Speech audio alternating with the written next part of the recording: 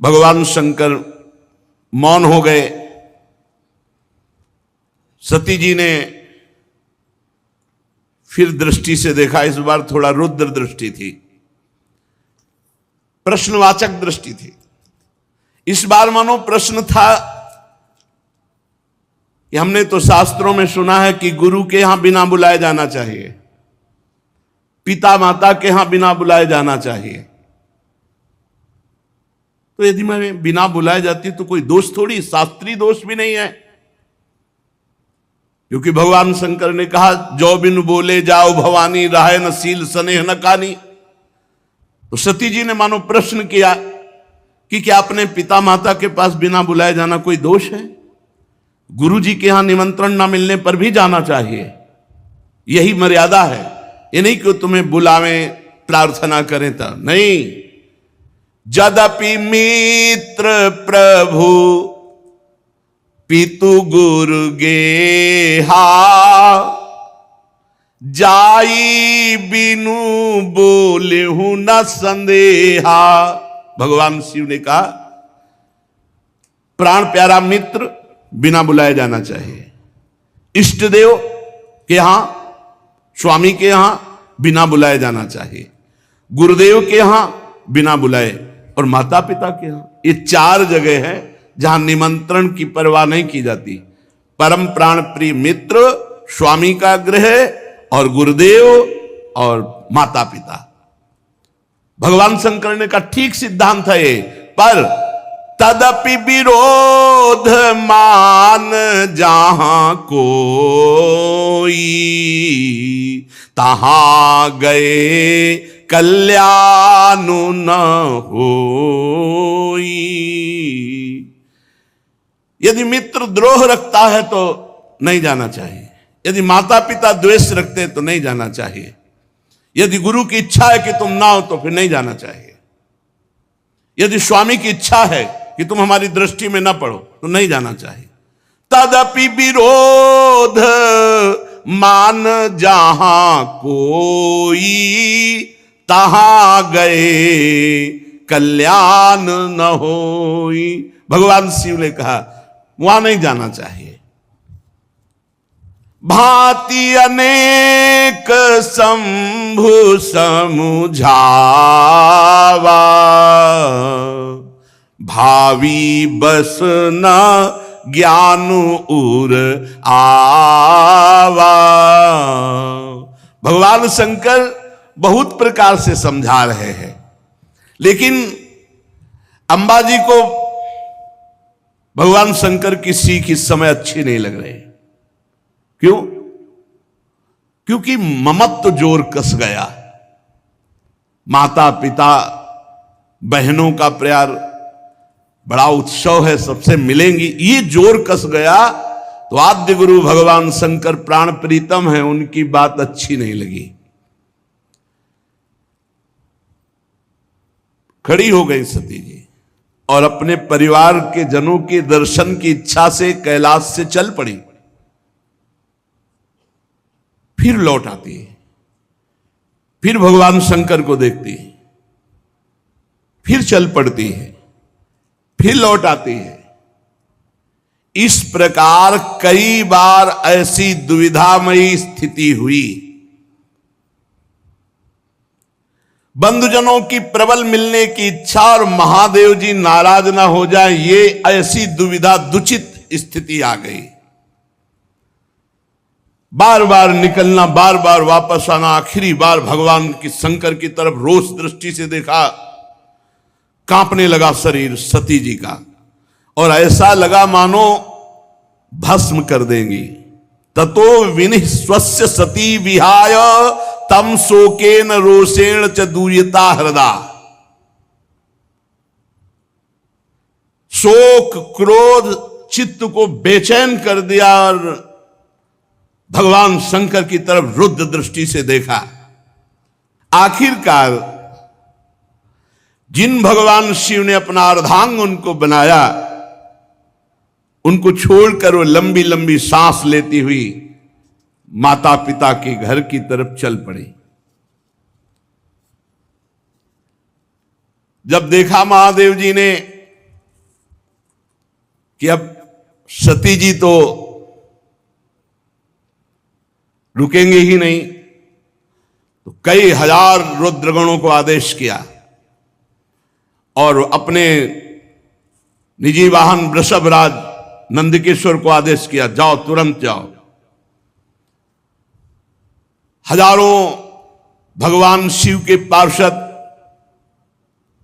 माताजी से विनय की कि वाहन पर विराजमान हो। अपने वाहन पर नहीं माताजी जा रही, भगवान शिव के वाहन नंदकिशोर वृषभराज पर विराजमान हुई। मैना, पक्षी, गेंद, दर्पण, जितना सामग्री श्रृंगार की, श्वेत छत्र, चंवर, माला, राजचिन्ह, दुंदुभी, शंख, बांसुरी और हजारों की संख्या में शिव पार्षद आसपास से, ये भगवान शिव ने अपनी तरफ से। माताजी आखिरी बार तो बहुत रुद्र दृष्टि देख करके गई। अब जब सेवकों के साथ यज्ञशाला में प्रवेश किया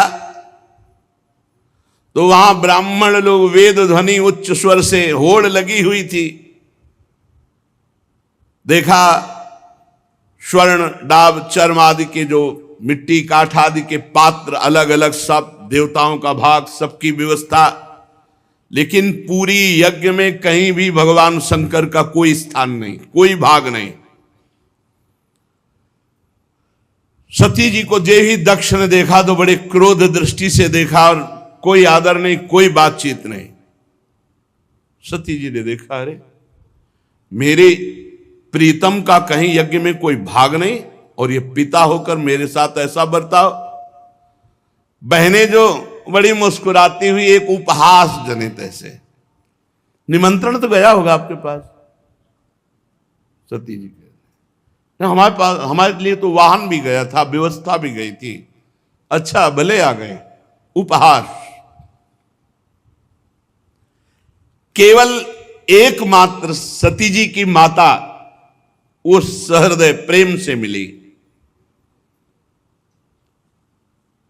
सादर भले ही मिली एक माता, भगिनी मिली बहुत मुस्काता। दक्षिण कछु पूछी कुशलाता, सती बिलो की जरे सब गाता। सती जाई देख्यू जब जागा, कतहु न दीख शंभु कर भागा। तब चित चढ़े जो शंकर कहेऊ, प्रभु अपमान समुझी उर दहेऊ। सती जी ने देखा कि बहनें मुस्कुरा करके मिल रही हैं, पिता तो देखते ही जल गया और भगवान शंकर का कहीं कोई भाग नहीं। बहुत क्रोध आया, मानो संपूर्ण लोगों को अंबा भस्म कर देंगी। दक्ष की तरफ देखकर कहा, कर्म मार्ग के अभ्यास में घमंडी शिव जी से द्वेष करता है। तब तक मर्यादा रहती जब तक इष्ट पर प्रहार न होगा, इष्ट के संबंध पर प्रहार हो।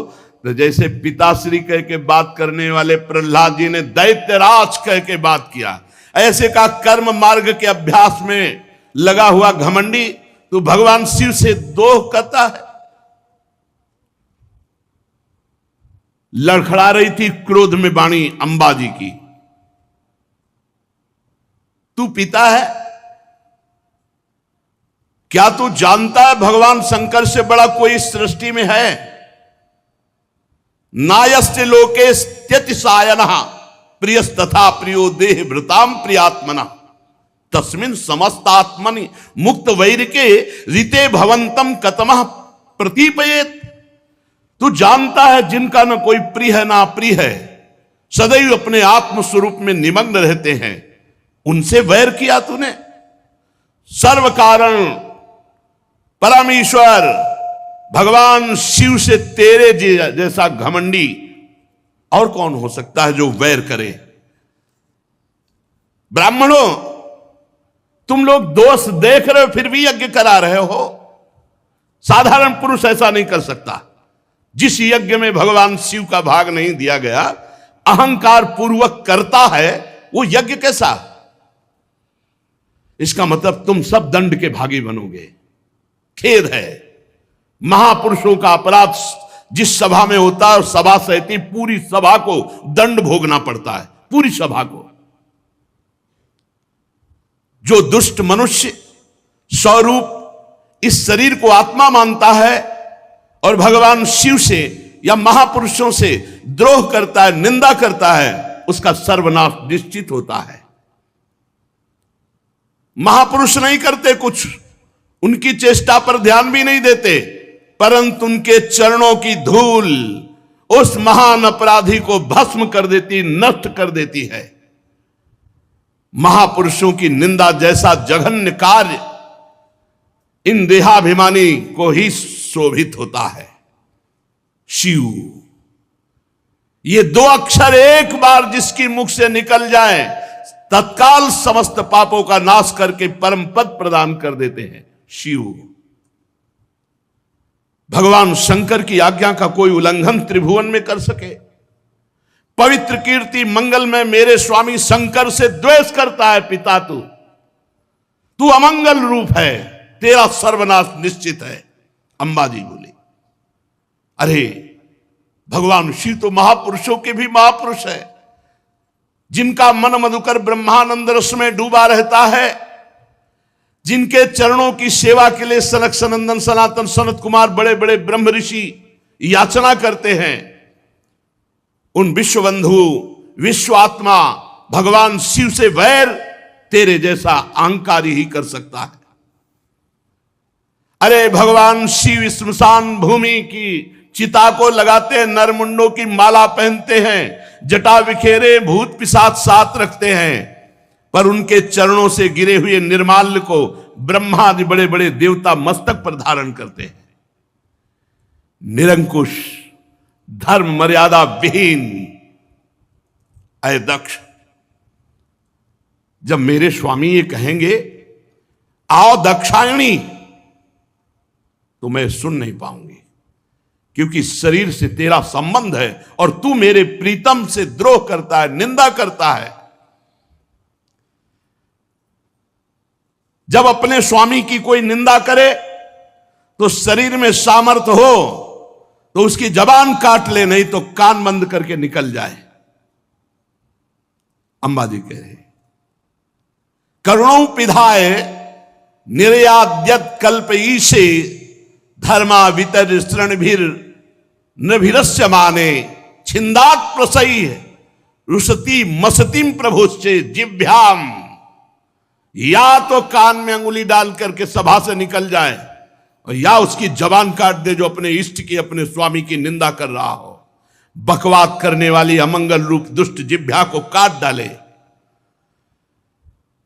दोनों इस समय में नहीं कर सकती। ना कान में अंगुली डाल के यहां से जा सकती हूं और ना तेरी जबान काट सकती हूं, इसलिए मैं अपने प्राण तो दे सकती हूं।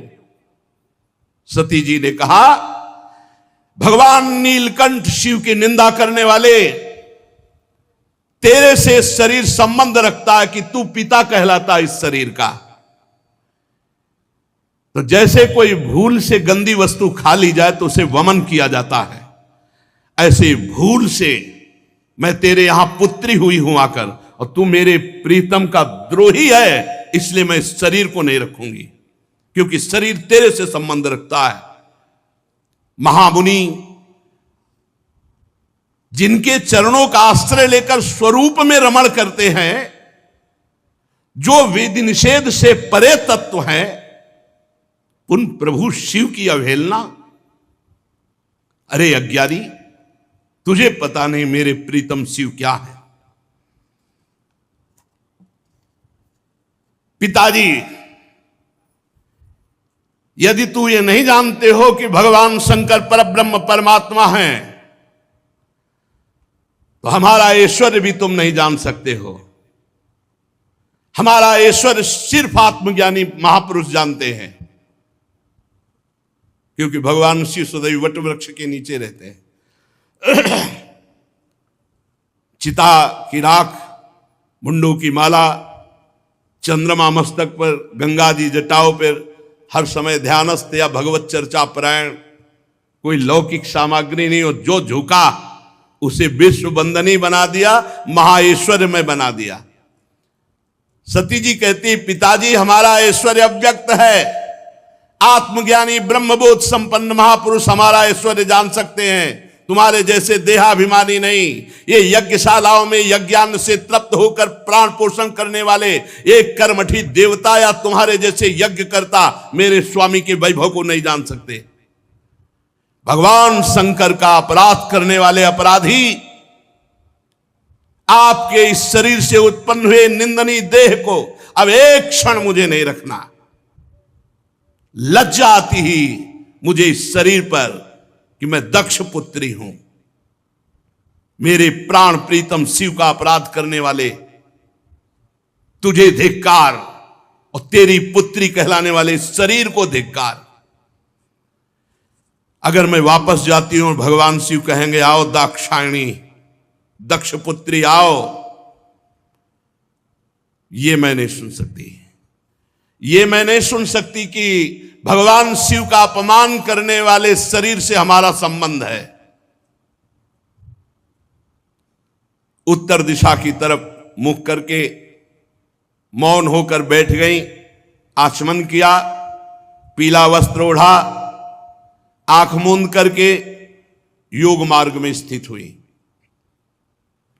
तत्काल आसन बांधकर प्राणायाम, प्राणवायु को नाभि चक्र का भेदन करते हुए उदान वायु को नाभि चक्र से ऊपर उठा करके अनिंदिता महामहिमामयी सती हृदय स्थित वायु को कंठ मार्ग से भ्रकुट के बीच में लाकर और सबके परम पूजनीय अपने प्राण प्रीतम भगवान शंकर का ध्यान, और ध्यान करते हुए अंदर से मांगा, बार बार मेरा जन्म हो और मेरे पति जगत गुरु भगवान शंकर हो। अंतिम समय ध्यान में यही मांगा कि बार बार मेरा जन्म हो और हर जन्म में हमारे पति जगत गुरु भगवान शंकर हो। बस भगवान शंकर के ध्यान में तन्मय होकर सब कुछ भुला दिया।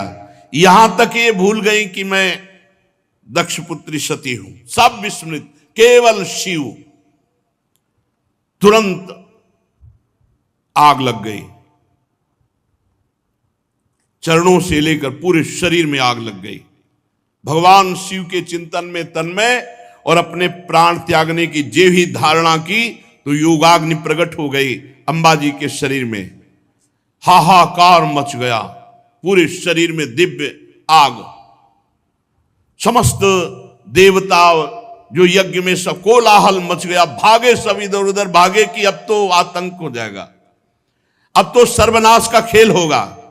क्योंकि सती जी ने शरीर छोड़ दिया तो रुद्रगण कैसे किसी को चैन से रहने देंगे। जो बड़े बड़े याज्ञिक थे उन्होंने कहा, अरे ये दक्ष के दुर्व्यवहार से कुपित होकर देवादिदेव महादेव की प्रिया सती ने अपने शरीर को त्याग दिया। अरे देखो, सारे चराचर के जीव इस दक्ष प्रजापति की संतान है, फिर भी ये कैसा दुष्ट है। अपनी पुत्री शुद्ध हृदया सती का आदर नहीं किया, भगवान शिव का ऐसा निरादर किया कि उसने प्राण त्याग दिया। बड़ी सब बातें होने लगी। अरे कम से कम जब शरीर छोड़ रही थी उस समय शंकर द्रोही रोक देता, लेकिन इसने तो बात ही नहीं की। जेव ही ये सूचना, यज्ञ मंडप के बाहर शिव पार्षद खड़े थे, शिव पार्षदों को सूचना मिली, हाहाकार मचा हुआ। सती जी ने अपने शरीर में योगाग्नि प्रकट कर ली। अब तो उठा उठा करके पटकने लगे जितने भगवान शिव पार्षद थे, जो मिले पंडित यजमान, जो भयंकर रुद्र लीला। महाराज सर्व समर्थ भृगु जी ने देखा यज्ञ में तो विघ्न डाल दिया, तो उन्होंने अपहृतम रक्ष इस मंत्र का उच्चारण करके जय स्वाहा दक्षिणाग्नि में आहुति दी। तो रिभु नाम के महान बलवान देवता प्रकट हुए तत्काल मंत्र के बल से, और बड़े तेजों में ब्रह्म तेज से संपन्न, और उन्होंने जलती हुई लकड़ी जो मिला उठा उठा कर भगवान शंकर के गणों की पिटाई करके भगा दिया, यज्ञ रक्षा के भृगु जी के मंत्र से।